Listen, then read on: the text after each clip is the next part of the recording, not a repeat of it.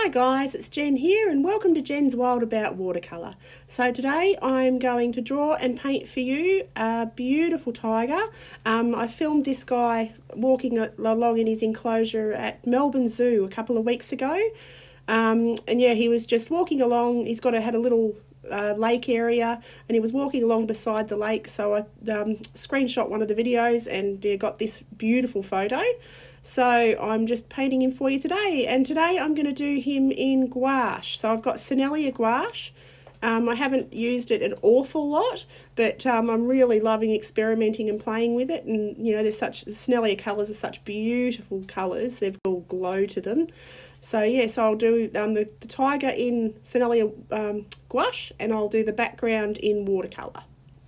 So yeah, so I'm just drawing him in, trying to get his position right. He was sort of just walking along and looking at everything as he was going, because there was quite a few people sort of standing around just watching him. And yeah, so I'm popping his stripes in. So they're not exactly the same. I'm sort of being a bit random with the stripes and stuff. I've just used the video and the photo for a posture reference, just to get the way he's walking right. So, and I haven't done a lot of big cats either, so this is a really fun sort of practice for me.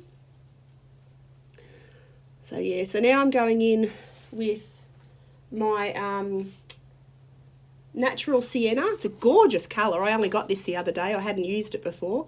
So I saw it where I go to my local art shop. She gets in the best supplies. I have so much fun, and she put up on her website that she got these new colours in. So I went straight on down there and grabbed myself some. So yeah, so this is natural sienna. So which is a gorgeous tiger colour actually. It's perfect. So yeah, so just run that over his whole body, down his leg, just like that. Just putting in a rough coat. As I build up layers, it'll get less, because I've made it quite watered down, so I sort of tend to use it a bit like watercolours, which I probably shouldn't, but I'm still learning how to use the gouache. So I'm sort of getting a bit braver and leaving it a bit thicker as I go up the layers.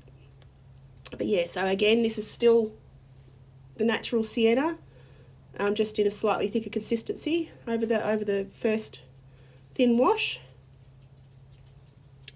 Take that down his body, under his tail and his shadowy bits.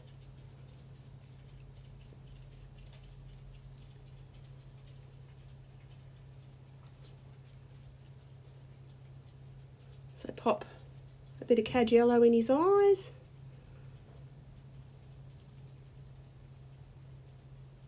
And I've mixed up a pink with a bit of cad red and a bit of white, just for his nose.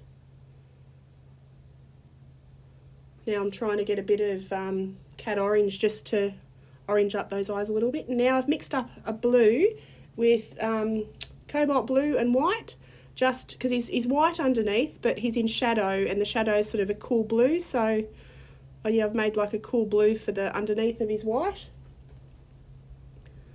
And just take that onto the bottom of his face.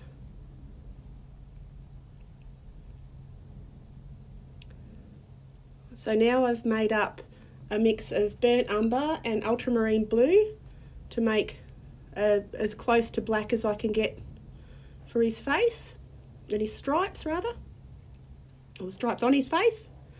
Take that around his eyes. So yeah, it's burnt umber and ultramarine.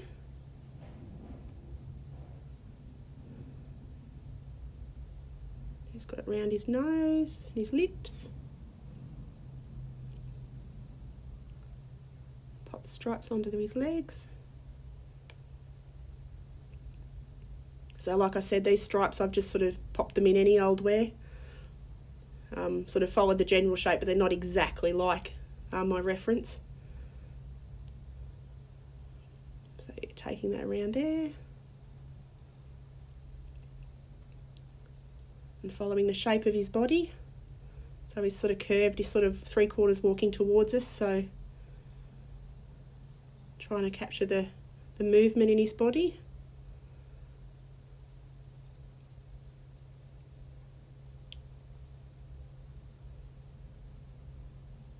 Yeah, I'm really enjoying playing with this gouache. It's really lovely. It's, you know, it's a nice, I mean, I love my watercolours, and I suppose it's a type of watercolour. It's just an opaque watercolour, so it's much more forgiving. I can go over things, I can work from dark to light rather than light to dark. Yeah, it's really good fun to try something different. And I'm finding with the animals, it's just, they really pop off the page. It really does give them a strength that, you know, it's just, you can, yeah, there's a lot more room for movement with the gouache, I find. I can get a lot more detail in, which is good fun. And I've been playing with a bit of pencil with my work as well, so doing watercolour and pencil, so which is good fun. And I just got my first set of polychromos yesterday, so expect to see some of that in future videos, is watercolour with polychromos on top, so that should be a bit of fun. So now I'm going into the background with a bit of ultramarine, just a big wet wash of ultramarine just for a sky.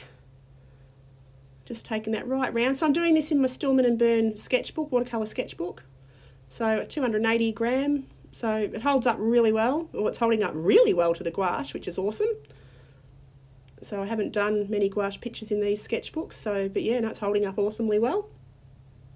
It's a Zeta series, and I've got it in off-white. So now I've made up a green, and I've used yellow ochre and cobalt blue, and I'll do it in different mixes, and then I mix up a purpley green for the shadowy areas, or just a purpley colour for the shadowy areas out of a bit of blue and red, just to make the purpley colour,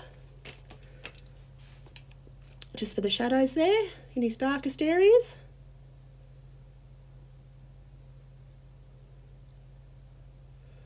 Just go back in now with a little bit of Van Dyke brown, just into his darkest browny shadows.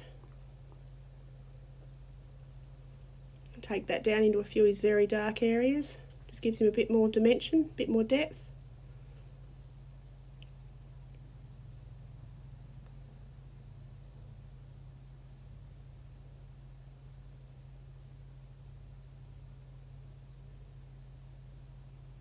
Under his tail, down his back legs, and I'll make that one completely darker because it's completely in shade. Pop a couple of stripes I've missed under there, again with the Burn Umber Ultramarine. Now pop his whiskers on with a bit of white, just white gouache again. Yeah, I'm really loving this white gouache. I think I might be playing with this a bit more. Anyway, I hope you've enjoyed this video. I'd love it if you click like if you've enjoyed this, and subscribe and get to see more of my videos as they come up. So thank you so much for watching, guys. I hope you have an awesome day, and I'll see you all next time. Thanks again. Bye.